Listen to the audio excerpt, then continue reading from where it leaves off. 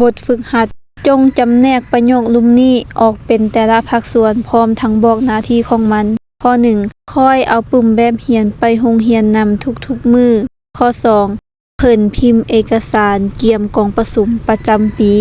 สบายดีน้องๆนักเรียนทุกคนมื้อนี้พบกับอาจารย์ดวงมาลาคือเก่ามื้อนี้อาจารย์จะพาพวกน้องไปแก้บทฝึกหัดสันม .4 ซึ่งในตอนนี้ก็เป็น EP ที่12แล้วสำหรับผู้ใดที่ว่าหากเข้ามาใหม่อย่าลืมกดติดตามช่องของอาจารย์เด้อและอย่าลืมกดไลค์และกดแชร์คลิปของอาจารย์พร้อมสำหรับผู้ใดที่ว่าสนใจปึ่มของอาจารย์หรือว่าสนใจอีบุ๊กที่เกี่ยวกับวิชาภาษาลาววรรณคดีแม่นสามารถติดต่อมาได้ที่เบอร์บัดนี้เฮามาเข้าสู่การแก้บทฝึกหัดของเฮาเลยเริ่มต้นจากประโยคที่ว่าค่อยเอาปึ่มแบบเรียนไปโรงเรียนนำทุกมื้อเนาะเพิ่นให้เฮาใจแยกแต่ละภาคส่วนพร้อมทั้งบอกหน้าที่ของมันว่ามันเฮ็ดหน้าที่หยังในประโยคเริ่มต้นจากคำว่าค่อยแม่นคำแทนนามซึ่งเฮ็ดหน้าที่เป็นคำตัวตั้งของประโยค2คำว่าเ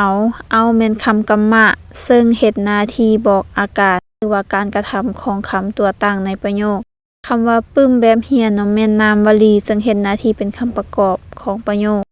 คำว่าไปแม่นคำกรรมะคำว่าโรงเรียนแม่นคำนามเฮ็ดหน้าที่เป็นคำประกอบในประโยคคำว่านำแม่นคำเสื่อมเฮ็ดหน้าที่เสื่อมต่อคำเนาะ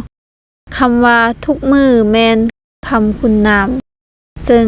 บ่งบอกเวลาในประโยค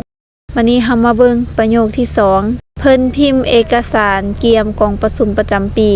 เริ่มต้นจากคำว่าเพิ่นแม่นคำแทนนามซึ่งเฮ็ดหน้าที่เป็นคำตัวตั้งของประโยคพิมพ์แม่นคำกรรมะซึ่งเฮ็ดหน้าที่บอกอาการของคำตัวตั้งในประโยคคำว่าเอกสารเกี่ยมกองประชุมประจำปีแม่นคำผสมซึ่งเฮ็ดหน้าที่เป็นคำประกอบในประโยคและนั่นก็เป็นการจำแนกบอกภาคส่วนและหน้าที่ของคำใน2ประโยคดังกล่าว